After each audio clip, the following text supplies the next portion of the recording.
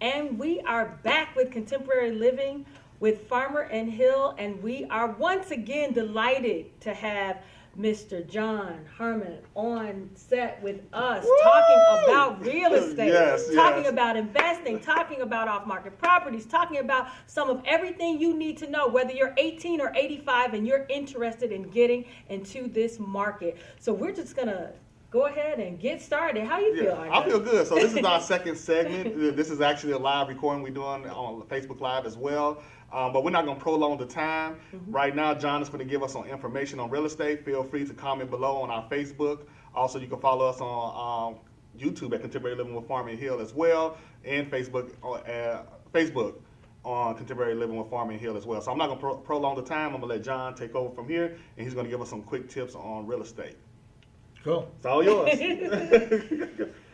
As an investor, I've been an investor for many years, and if you saw the first segment of this, I gave you a little bit of my history.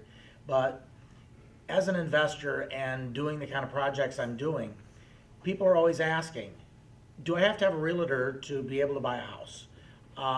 My credit is awful. I have nothing in savings. How can I buy a house? There's a lot of little questions like that people ask, and I got to tell you, don't be afraid of it, because when I bought my first house, my entire life savings fit in my wallet, and I had lots of room to spare. So I was broke. And my credit was awful. I went through a divorce, and my first property was bought because I was going to work, and there was a for sale sign sitting in somebody's yard, and I looked, and it was a 2-flat. And it was fire damage. And I'm thinking, I can fix that. So after seeing that sign for a couple of days, going back and forth to work, I finally had enough guts to make the phone call. That's hard, making that first phone call. It's scary picking up the phone. Everybody's got a phone, but we're scared to death of it. So I picked up the phone and I called the guy, and I had a conversation with him, and I got access into the house. He had somebody come over to unlock the door, but the key didn't work. And we're standing there, and he says, he put me on the phone. So I got on the phone. He goes, do you think you can fix the house? I said, I know I can fix the house. He goes, okay, are you a little guy, a big guy? I said, I'm not a little guy. He goes, well, kick the door in. I said, I ain't kicking your door in. He goes, kick the door in. It ain't my house. It's going to be your house. Okay, so I kicked the door in. I said, okay, I'm in. So I kicked this door in. I walked through, and I called him back as soon as I got done, and I said, I like it. I got no money. He goes, I ain't worried about money. He goes, can you fix the house? I said, I know I can fix it. I told you that. He goes, well, I don't care about the money. This is what I can offer you. Go next door.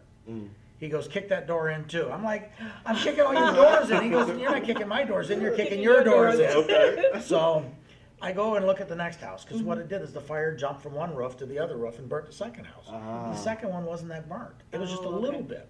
So after I got through the second one, we walked through the deal, and what he said is, I owe X amount of dollars, and I will sell it to you for what my bank note is. I'm in trouble in Joliet. I got to sell off a bunch of real estate. I can't sell these to anybody that doesn't have the skills to be able to fix it. So I will sell these to you. Seller finance. He had a mortgage, so basically what I did was a seller finance, and he just paid his mortgage. Kind of a subject to leaving the mortgage in place, but it's more of a seller finance. Okay. So, and I said, I got no money to fix this. He says, I'll loan you the money to fix it.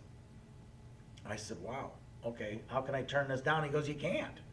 So he loaned me enough money to be able to fix both houses up, and he carried the note until I was done.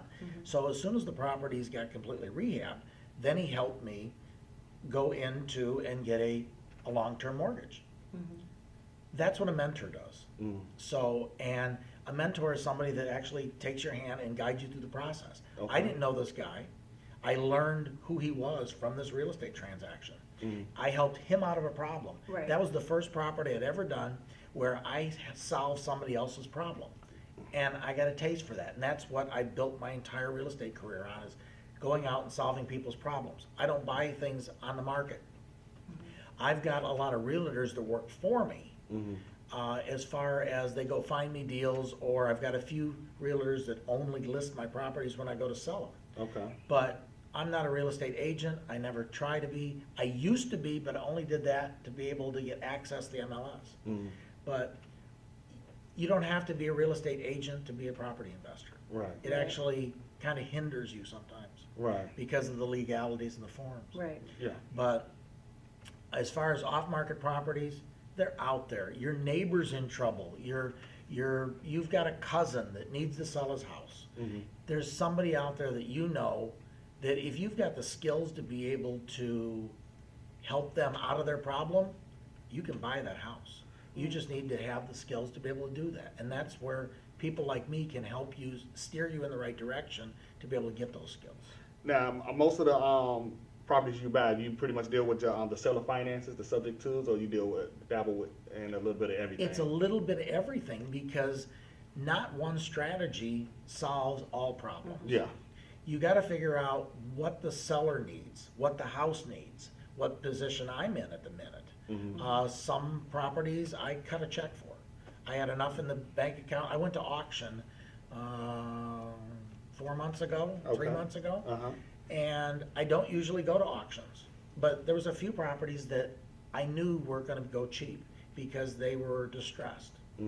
And they were listed as distressed, but I knew the houses, and they really weren't in trouble. The paperwork said that they were in trouble, but they weren't. So the wife and I went to an auction, and we bought 2 houses that day, and I cut a check for both of them. It was very nice. Oh, wow. I only paid $11,000 a house. Right. But where can you buy, one house is a 6-bedroom, 3-bathroom house. I bought it for $11 grand. Oh, wow. Yeah. Now I'm going to put about $70,000 in repairs, but I can do that over a period of time. So does one strategy fit all? No, it doesn't. Some people, I just bought a house not too long ago in the last 5 months, and we just talked about this at the other segment, was the gentleman was in trouble. He didn't know how to solve his problem. That was kind of a blend between a seller finance. Actually, it had 3: a seller finance, a subject to, and I bought part of it out of an IRA. So IRA is where I get a lot of my money. People got retirement funds that are making 4% to 8% returns on their retirement plans. I can give them 12% to 20%, depending on the note. Right. I'm going to ask you one of the questions I'm quite sure my viewers probably would want to know. How do you find auctions in local areas? How do you go out and find the auctions? Do you go down to your city hall, or you hear about auctions? How do you locate auctions? There's a lot of different auctions. There's a lot of online only auctions. Okay. But the biggest thing you got to look at is, what area do you want to buy your property in?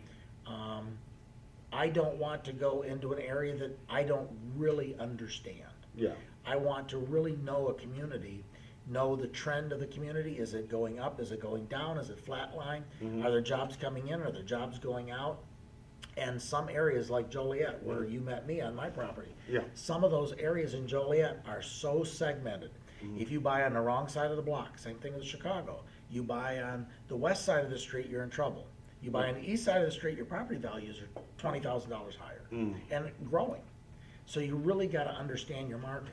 And I'm quite sure you're looking at property tax and stuff like that as well. Property taxes, communities, schools. Where's the school bus drive? Right. So how much is your time, because, it sounds like you spend a lot of time looking for the right deal. How much time do you invest looking for the right deal? Of course you want to solve a problem, but do people just come to you, or do you actually search for properties and then discover, okay, this is something that I would want to be involved in? In the beginning, I was actively looking for properties. Okay. I spent a lot of my time looking, and as an amateur investor, they say that you go and you assess 100 houses before you buy your first one. 100. That takes forever. Right. Forever. Tell me. Right. You look at 100 houses, either on paper. So the way it usually ends up is you take 100 houses, you make a list, and you fill it up, and there's 100 or so on it. And you assess, you knock those down to maybe 10. You go look at those 10, and you knock that down to 2, and those are the ones you're serious about. Sometimes I looked at 150 and never bought a house.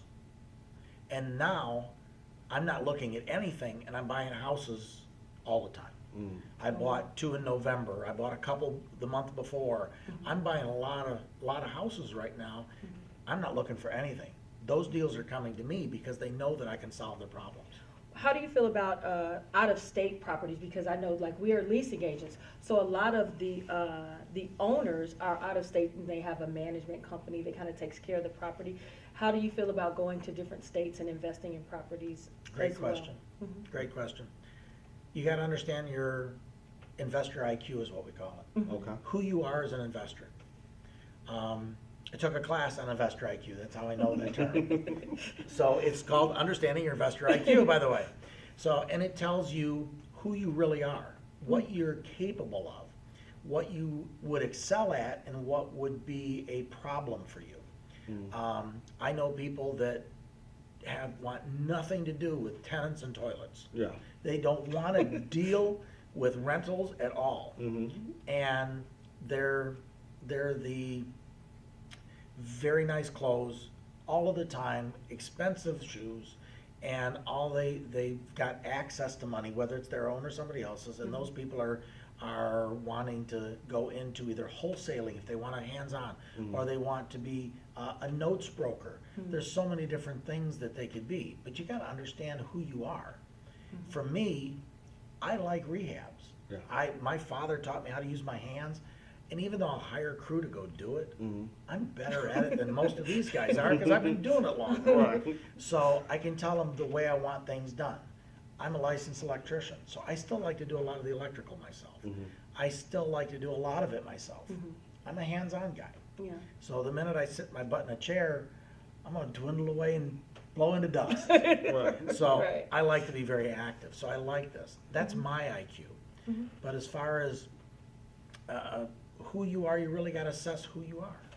Right. And that leads you to Yes. the answers for any question. Absolutely. How do I look for a property? Well, what do you look for? What are you going to be comfortable with? Right. Do you want to deal with a tenant that's upset? A lot of people don't.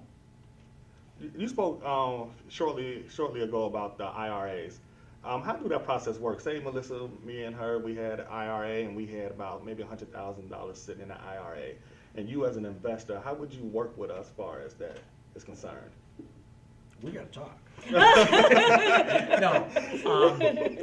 IRAs, 401ks, Okay. even. If you've got a retirement plan, you're still working at a job, and you're contributing to a 401k. Absolutely. You still got access to the 401k. You can borrow up to $50,000 or 50%. So if you got 40 grand in there, you can only get 20 grand out. But you can borrow that money. You end up paying yourself back, I think, now don't get me, I'm not the legal guy here, so That's fine. consult your HR department if you're doing this, but I think it's 1 point above prime. So right now I think it's running about 4%. Okay. So you can borrow money out of your active 401k that you're putting into it every paycheck, loan it to a seasoned investor.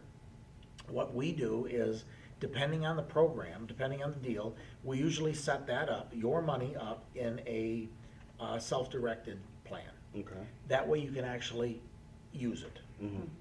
there's self-directed plans, and then there's active 401ks. Okay. So, but either way, we'll set a company up, an LLC. They're right now in Illinois. They're finally getting cheaper. Yeah. Yeah, they took the price down. Yes. Yes. Yeah, Thank you, Oh, Illinois. Yeah. I think Rona did it before he left office. So. The yeah. price of an LLC in Before I- Illinois was killing. Yeah, I think yeah. it's over $500 or something. I believe. killing. Yeah. It was a So, but we set up an LLC, and all of the funding partners, if the deal's going to be a $250,000 deal, and you've got 100, I need to go find another 150. So we'll build an LLC. We'll put your 100,000 in it, and I'll pull $50,000 from 3 other people, and everybody will have a stake in that LLC. Sounds complicated, but it's actually very simple. And then all those funding partners own a portion of the deal. So, and there's different ways an investor can do it. I can give you a flat rate of return on your money. It's just like you're the bank, and you take a certain percentage, whether I make money or not. So I'm going to give you 12% or 10%, easy numbers. I'm going to give you 10% on your money, and I need it for 3 months. So you're happy with that because you're making 5%, easy numbers. Right. You're going to make double your return. Yeah. But if you come in on the project with me, there's no guarantee that you're going to have a stake. So you look at the track record of the investor. Yeah. Does he make money consistently? Consistently. Yeah. Does he make money consistently? That's the key word. And then you take a portion of the deal, and then the profits. That's where financial investors that throw the money in the pot, that's where you make real bank. So instead of a small rate of return, you get a good rate.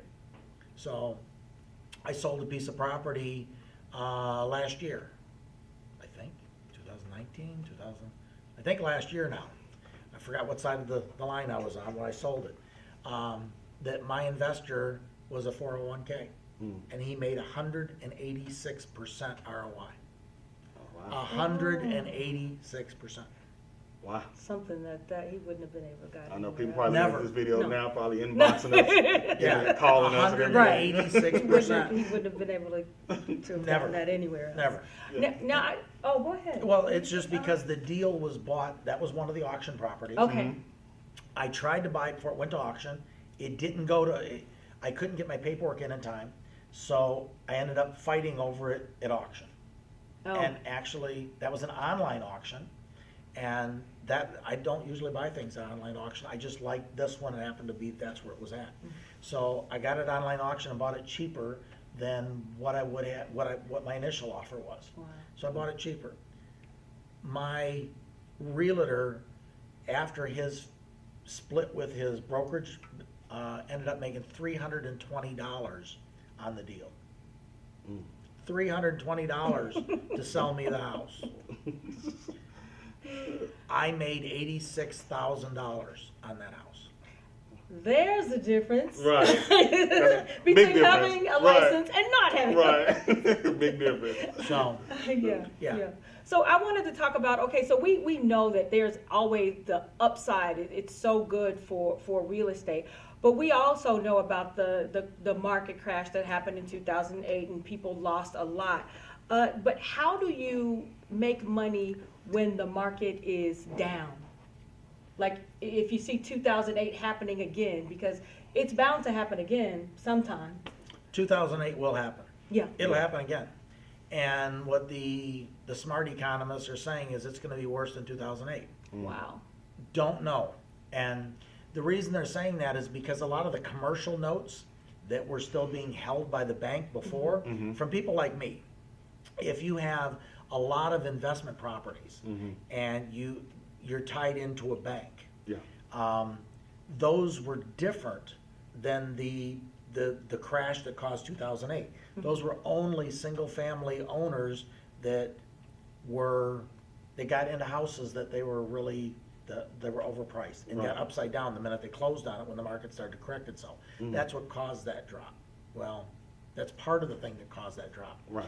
The commercial notes weren't part of it. Commercial notes on the next one will be part of the crash, and that's why they're saying it might be a lot more devastating.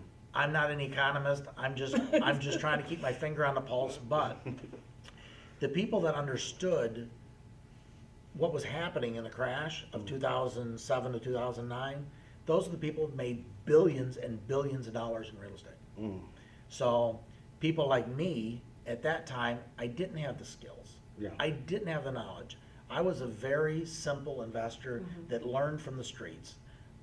I made money. I never lost a dime in any of my real estate transaction. Even then, I don't know why. I really should have lost. I should have lost a fortune. I lost in everything else, but from the time that I bought things to the time I sold it, that property never lost a dime.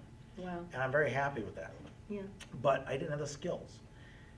Right now, I'm taking the classes. I'm with the right community, and I understand what it's going to take in the crash, in the next upcoming market correction that's going to affect real estate.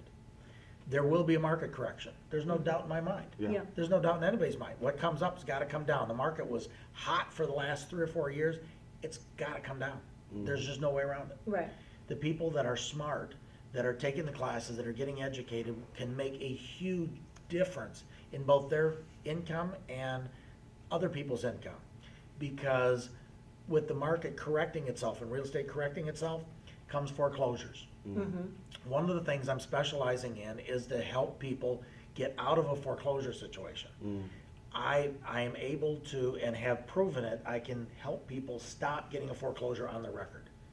They're all the way through the process. The bank is starting to take it over. I can step in, negotiate with the bank, get a good deal, solve the foreclosure, get the foreclosure off of people's records, and actually correct their credit in the process. And that's part of the subject to deal. I can take over a mortgage and make their payments, and every time I make a payment, your credit goes up. Wow. Your credit gets improved the longer I own your property. I've started another process right now where I'm doing that for somebody that, right now the market's still very good. You don't hear a lot of people going through foreclosures. But this person is. There's still people out there that are struggling. This person reached out to me because of a Facebook video and said, I need help. Okay, so I'm trying to figure out, not everything is a win. Yeah. I can't solve every problem. Right. But the ones that I know that I can fix, I know I can fix them. And I can tell you within a couple of days whether I can fix a problem or not.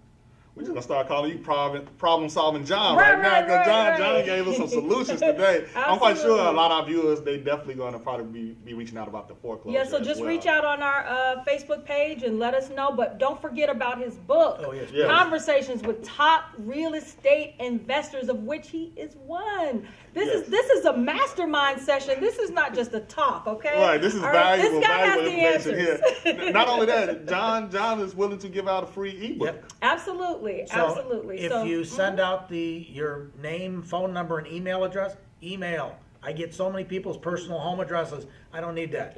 Name, phone number, email address. I can email you a copy of this book. Yes, and I will So- provide the information as well, where they can go Absolutely. and get the free information. Just a lot of wealth of knowledge today. So we talked about seller finances, we talked about auctions, IRA. I think we touched about foreclosure. a lot of things. Yeah. What else you got for us? Oh, What else you got in your bag Let of me ask chips? you this. I don't know if you know right offhand, but I know I went to one of your meetings before, and y'all was talking about for those that want to pay off their house early. I believe what was it, 7 to 11 years or something like that? Yeah. velocity type of- banking. Yeah, velocity. Yeah. Yeah. Any That's what we information on call that? it. No. Not in 4 minutes. No, not a moment. It's a lot. So next time we'll talk about some velocity banking. To give you the quick 30,000 foot overview. Velocity banking should be taught in grade schools, should be taught in high schools again, and should have a whole class in college. The banks are not telling you that you can pay off amortized loans faster than what they give it to you. They give you a 30-year note. Yep. They don't tell you can pay it off quick. Everybody says I can pay a little extra payment and that'll pay it off quick. Right. Yeah, it will. But there's other ways. There's this. It's called velocity banking, is what we've nicknamed it on, and it's using a simple interest note to pay off an amortized debt. It sounds complicated. I'd love to show you. And actually, we were talking about Yeah. setting up a velocity banking Yeah. class with you guys. Yeah. For you guys, It's something everybody should know, and we're very willing to share that because the banks make enough money. Yeah. They Yeah, don't they need do. your money. They don't. And they get the bailout. Yeah, they do get the bailout, just to let you know. You don't. Yeah. So I would much rather make my banker happy Yeah. by paying his mortgage off sooner and saving 20 years worth of interest on a 30-year note. Yeah. Yeah. And it's funny you mentioned that this is stuff that should be taught in school. Mm-hmm. Yes. I believe some schools, I believe it was in Canada, and it was somewhere in the United States, they're moving toward financial literacy Right. as far as for schools, which is very needed. Knowledge is key, and knowledge is power.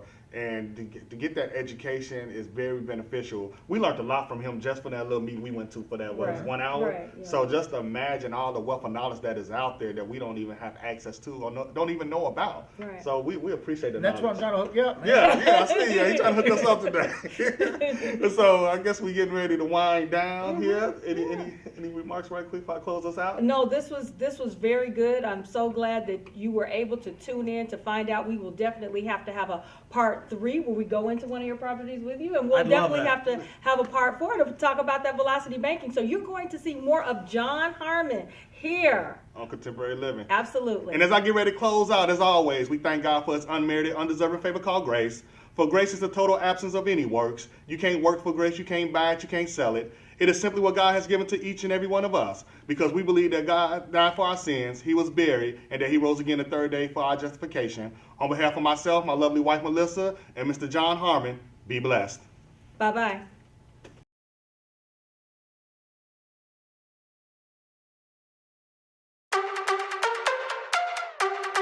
DJ C Major with the flavor.